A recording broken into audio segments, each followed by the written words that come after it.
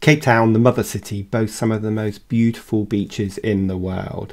Today we're taking a day trip away from Cape Town to Nordhoek Village and Nordhoek Beach, one of the hidden gems of the city. So let's hit the road. Now, to get to Nordhoek, you're going to take some of the most scenic routes from Cape Town along Chapman's Peak Drive.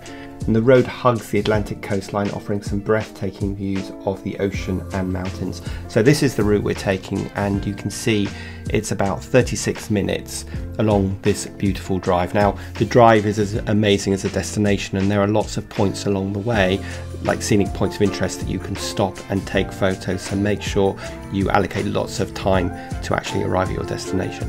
One of the things I love about Cape Town is the fact that you can be based in the centre of Cape Town and go on these day trips, and you're only driving maybe 40 minutes or an hour to get to somewhere different and somewhere beautiful like Nordhoek Village. So here I am after about a 30-minute drive. I've arrived at Nordhoek Village, a charming little town that's filled with artisanal shops, galleries and cafes. It's the perfect place to grab a bite to eat and explore some of the local arts and crafts. Now, it's not surprising that this place is really popular with cyclists who go out and cycle the mountain ranges and then stop here for a break or some coffee. As you can see, there are lots of really interesting shops, and there's also hotels and restaurants here, and it's set up in a big circular shape, so easy to walk around, and it's open at weekends from 10 till 3. Now, I had breakfast here, which was really nice. You expect to pay a little bit more than you would in Cape Town, but it's still cheaper than the UK, because obviously you're in a fairly kind of captive tourist destination. But it is absolutely beautiful and really worth stopping after that drive to have a bite to eat before you head down to the beach.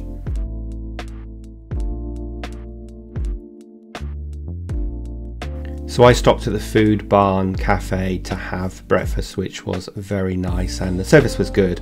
Food was great, and as I say, a little bit more expensive than you'd pay in Cape Town, but really good way to start my day after the drive, and then have a wander around looking in all the different shops.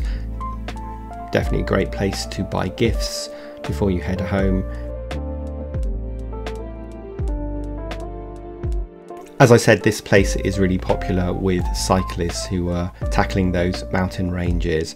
I got here about 10:30, 11, and it was crowded, but it definitely was still easy to get a seat. Here's a signpost showing you all the different places in terms of estate agents and ice cream parlours and restaurants, and around here is also the hotel that you can stay in, and you can imagine that that's probably quite expensive. It's definitely sort of an alternative hippie community here, so they're yoga and crystals and all that kind of stuff. But as with much in South Africa, it's based in such a beautiful location that the location itself is somewhere that you would want to stop. So let's go and have a look inside the Food Barn and Deli, full of lots of lovely thing here. I actually bought some food that I could take back and have that evening, but there are beautiful cakes and biscuits and chutneys and all the types of things you'd expect to find in a deli, and done in the beautiful South African way, which means that it's a lot cheaper than the UK. And you can see the hotel on the left here. So that's Nordhoek Village. Let's head down to the beach, which is about a 2-kilometre drive from the village. Now, parking was really easy. There is a car park, but when I got there it was full, but I was able to park a little bit up the road and walk for maybe 2 minutes to get to the beach. And as you can see, this beach goes on forever, and on this day it wasn't that windy. Often you'll know if you've been to South Africa that it can be quite windy, but today it was really calm and it was really warm, so I needed to be careful and put my factor 50 on. I didn't have an umbrella with me, so I didn't actually stay that long because it was really warm, but it is such a lovely walk. And even though the car park was full, the beach was pretty deserted, and you could easily find a place on your own and got a sense that you had the beach to yourself. So that's Nordhoek, a day trip that I would highly recommend, both for the drive, going to visit Nordhoek Village, and then going and exploring the numerous beaches that are down there. And as I say, it's about a 40-minute drive from Cape Town. So I thought I'd tell you a little bit about the rich history of Nordhoek before we sign off for today. So during the 18th and 19th century, Nordhoek was the home to several Dutch and English settlers who established farms in the area. The village was named after a farm owned by a Dutch settler named Cornelius de Groot, which was called Nordhoek due to its location on the north side of a large sand dune. In the 20th century, the area became a really popular holiday destination with many guest houses and hotels springing up.